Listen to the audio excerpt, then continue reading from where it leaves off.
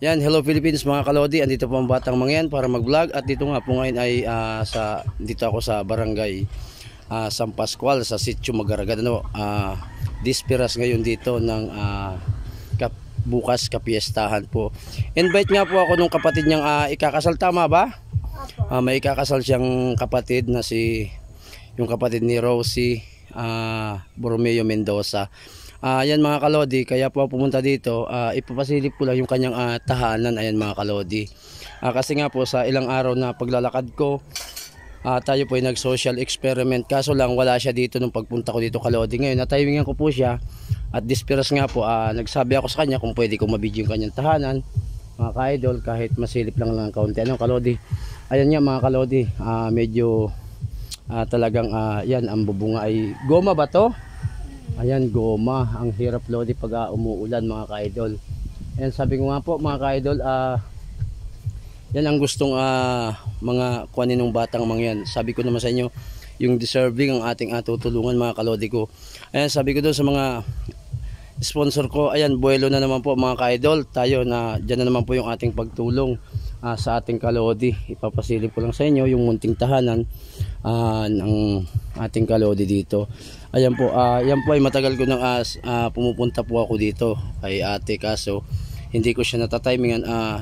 Mahirap naman po pumunta ka kung wala yung tao at saka hindi ka magsasabi kung pwede kang mag video.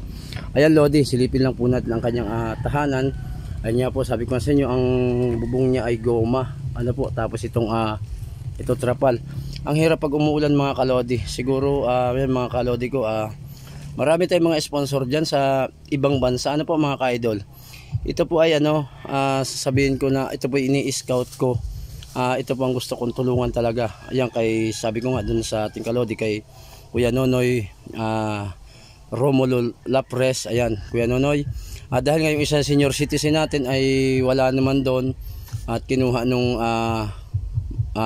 anak niya, kaya hindi mo matutuloy sa atin sa senior citizen. Kaya ako naghanap na naman po ma-scoutan o sasabihin nyo yung sabing social experiment. Pero sa akin po, ngayon ko na ipapasilip sa inyo ang kanyang tahanan, na sabi ko nga po, ayun nga po, sabi ko sa inyo, gusto kong tulungan kahit pa paano po mabigyan natin ng kaunting yun nga po, good facts na sinasabi ninyo sa akin po mga kalodi. At yun naman po sa community ko, yung talagang sa charity. At charity pa po ang ating Batang Mangyan. Ayan, Daddy Frankie, kung mapanood mo ito ang Batang Mangyan kalodi, sana mapansin nyo ang ating mga kaloding ganito. Sabi nga, millions Filipino, na sabi nga, maraming deserving na tao tayong tutulungan mga kalodi. Hindi lang yung meron, hindi yung talagang walang wala Ayan mga kalodi, silipin natin ang palibot ng bahay ni Ate Rosie. Ayan po, napakasimple. Pero kahit ganyan po, masaya ang pamilya po. Basta sabi nga, kumakain tayo araw-araw 3 beses. Ano po mga ka-idol. At syempre may mga taniman siya dito, mga sinasabing sariwang kamuting kahoy, kamuting bagin. Ayan mga kalodi.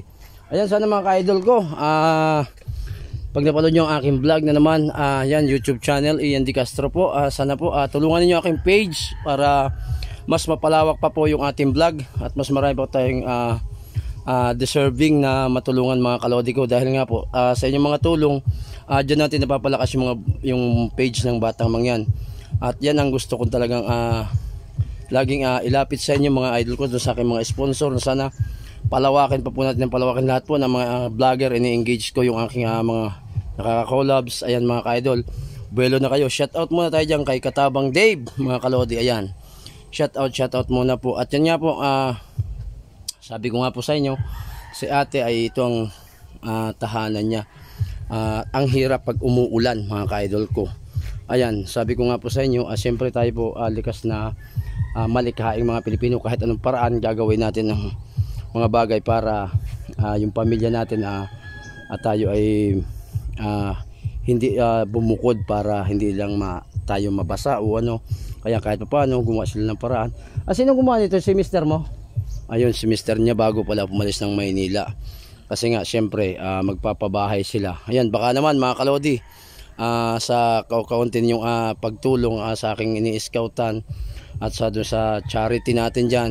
Sana po mapalawak natin na mabigyan nyo ako ng para mabigyan natin ng tulong si Ate Rosie Borromeo Mendoza. Ano po? Ayan, shout out pare koy sa asawa ni Ate Rosie. Ano po? Kung nandiyan ka man sa Manila, ingat-ingat din idol. At sana pagpalain tayo ng Panginoon. Ano po? Malay nyo itong video kong ito na yung sasabing dito tayo mag-viral at dito tayo makilala ng husto sa ating tutulungan. Ano po? At yan po ay talagang tutulungan natin, hindi lang po yan basta binidyo. Ayan po ang kanyang kaunting kusina idol. Siyempre pag ganyan po ang kusina, siyempre bago pa lang, hindi pa ayos yung ating mga prepare ng gamit. Ano? Pero okay lang yan bastang sama-sama yung pamilya mga kalodi. Ano po?